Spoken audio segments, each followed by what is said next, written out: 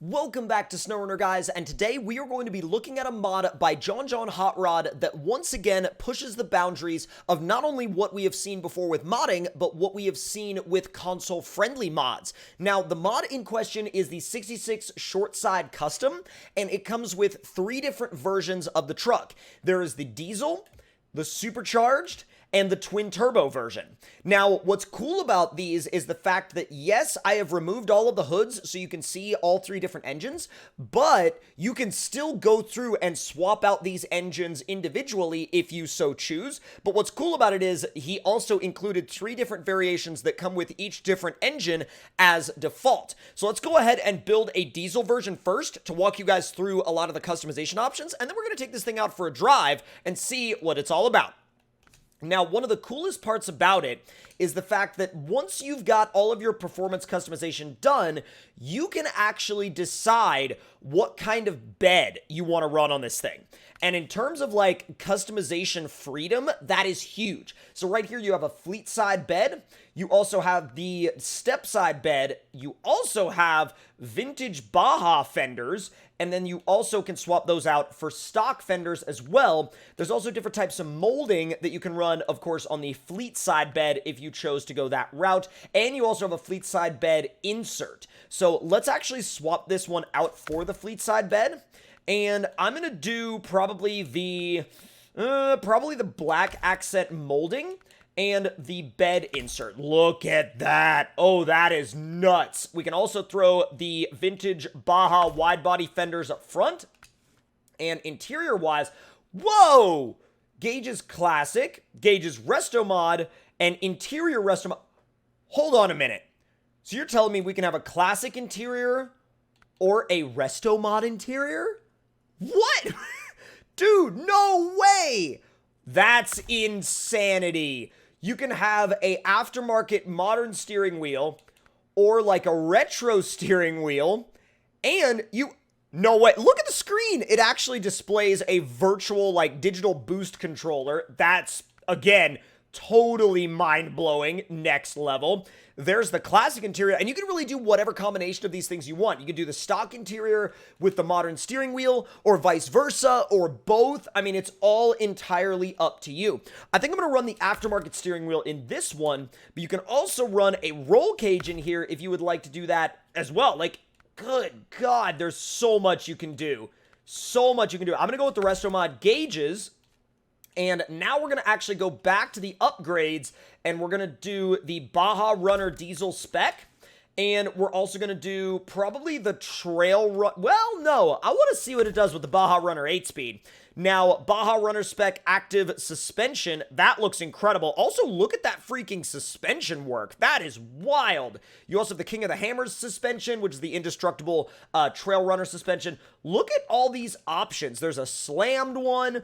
There's like stockish active, stockish lifted active, stockish tow and haul active, max crawl, like Trail Runner spec active, max lift active, and then you have all the different suspension heights in tow spec as well. You literally have the ability to set this thing up for any and every task, no matter what it is, at any and every power level too. Good grief, the tire options are just about endless. Wow. I think I might run these 40-inch trail grapplers. These look really, really good. Now, let's see. Pizza Cutter Max Terrain. That's awesome. All right. Dude, the more I look through... Ooh, you want to go real big on the tires, you could definitely go with the 41-inch Bog Runners if you want to go, like, properly tall. You also have these snow and ice spec tires, too, which if you're using this thing in a really snowy or icy environment, they're definitely going to be a really good option for you. Now, diff lock is on by default. Invisible roll cage snorkel. Heck yeah.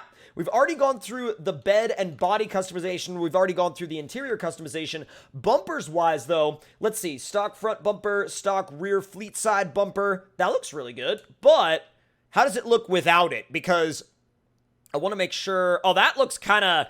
It looks kind of Baja spec, actually. Like, without it. I kind of dig it. I don't know why, but I kind of dig it. Let's see. Trail Runner Barstow front bumper. Oh, that's awesome. Pre-runner...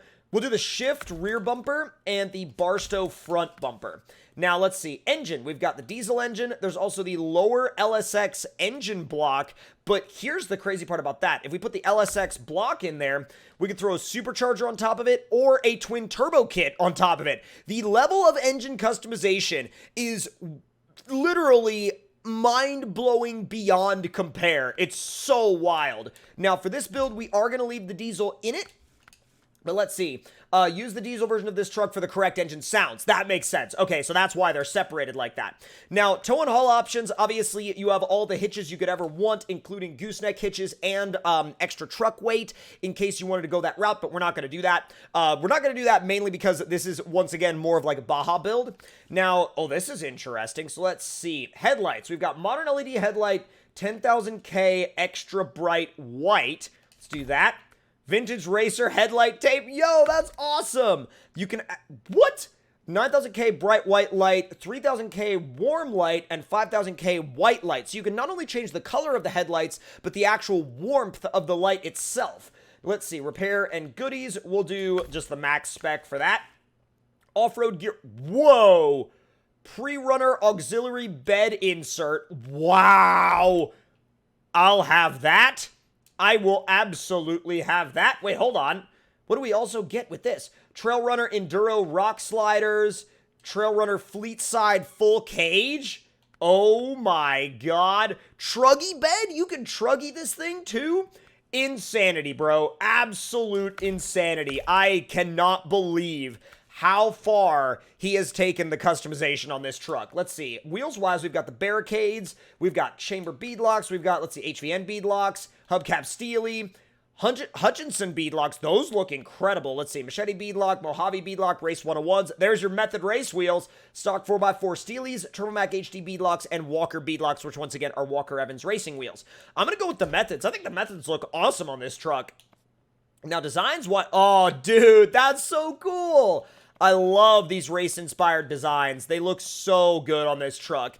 Not only do you have those, though, but you have, of course, a massive, massive assortment of really, really polished paint color options. Like, I'm talking super polished. But, you know, I feel like even though we're not running the hood, I gotta go with one of these vintage race-inspired designs. I think they look so cool. And even without the hood, they still look awesome. You know what I mean? So let's go ahead and actually, oh, you can do the Bobbledar on the dash as well. That's legit. You can do the Bobbledar, the anime characters. You could also do Beans on the dash. Absolutely.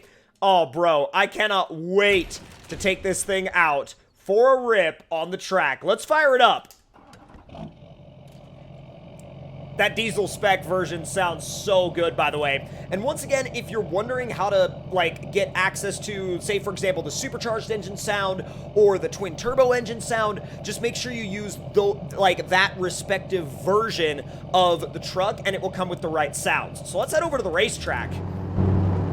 Look at this interior, especially after all the customization. I mean, this looks so sick.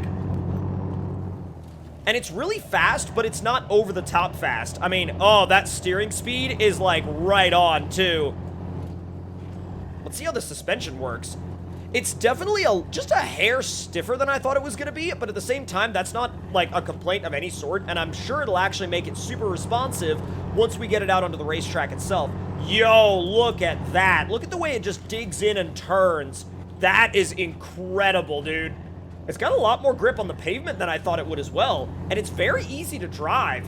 If you want, like, a truck that can literally go from, you know, cruising truck to show truck to race truck to trail truck to hauling rig to work truck, bro, this thing is essentially all of those things and more.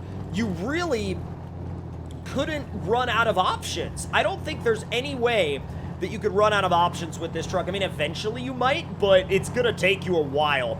And also, too, whatever approach you want to take in terms of the interior, you can. I mean, right now I've obviously got like a Restomod style interior in here, but if you wanted to keep it fully classic, you totally could. And of course, the gauges work on every single different dash option. I mean, if that's not attention to detail, I don't know what is. All right, let's back this thing up and get it ready for a lap at the track. Back it up just a little bit more. All right, perfect. All right, ready? 3, 2, One. Full send. Oh, it's freaking quick, dude. I mean, it is properly fast. Gotta be easy on that particular rise right there, though, because that will throw your truck to the outside at, like, a moment's notice.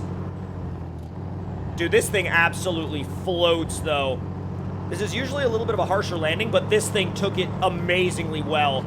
And my God, is it easy to drive. I cannot get over how easy it is to drive. I mean, sure, can you still wind up in a wall? I mean, absolutely. If you make a bad call, I mean, sure, you could wind up in the trees or wind up in a wall with this thing, but in terms of, like, just ease of drivability, oh, dude, the way it flows, that was a little bit of an overdone jump, but still no damage, and it pulled itself out of it no problem at all. You do have to kind of bump the clutch a little bit on your way back down from a big jump, because if you don't, you can wind up in this weird situation where the transmission wants to send itself back to, like, first or second gear, but that's not so much the truck as it is the game. Let's see if we can float over this one. Oh, man. I was worried about going over it too fast, and I kind of went over it too slow. That's one of those things that you have to watch out for, and it's one of those aspects of learning the pace of a truck that, you know, it just comes with time, and it comes with experience in the driver's seat of said truck. Whoa. It certainly likes to turn on throttle. If you try to turn off throttle, it likes to understeer, but that's not a bad thing. I mean, it's literally like point the front axle where you want it and power down and go. God, the amount of control it has, though. Not only the amount of control, but the amount of, like, confidence it inspires in the driver is genuinely next level. I mean, it is absolutely nuts, the level of confidence this thing inspires in its driver. Now, before we finish up, I am going to do a very quick build on the supercharged version here, because I want to throw the SnowRunner spec stuff on it, and I actually want to take it out to that flex ramp and just see, when I put the max crawl suspension on it, I want to see how it looks all flexed out. So let's throw a set of, yeah, let's say Mud Runner Terrain. Yeah, or Rocker Runner. Ooh, we got the Rocker Runners on it. Yeah, oh, those are 41s too. Those look really, really good. Now, this one is going to get the, we'll do the Baja fenders, and we will also do just kind of an all vintage interior. And we're going to do the pre-runner bumper, the shift rear bumper. And I'm going to leave the hood on. Well, no. I'll leave the hood off. The supercharged engine is just too pretty to look at. All right, now let's see. Off-road gear. We're going to do the truggy rear end on this one. We'll do the chamber beadlock wheels. And I'm going to go with a nice bright red. Like, nothing too crazy, just a really nice bright red. And this time I'll throw, like, Bobbledar on the dash. Now, let me get this thing over to the flex ramp and see how it flexes out, front and back. I can already tell you, though, that by the way the body is moving whenever I turn the steering wheel, it's going to be a lot of flex. Dude, this thing is, like, look at that. Okay, yeah, so the max crawl spec is nuts. It's got flex for days, and I don't really think you could ever wind up in a situation where you would need more flex on this particular rig than that. I'm gonna do it backwards, too, because a lot of people don't do their flex test backwards, and I like doing it backwards because you can actually steer the front end, like, away from the ramp and really get a good idea of how much it actually will flex out, and looking at that, I mean, that should just go to show you how many different personalities this truck has. It can go from total crawler spec to the Baja truck that we have over at the racetrack right now. It's genuinely, genuinely nuts. But if you guys enjoyed this look at this rig, make sure to let me know your thoughts and opinions on it in the comments below. Hit that like button if you enjoyed, subscribe if you're new, and I will see you guys next time. Talk to y'all later.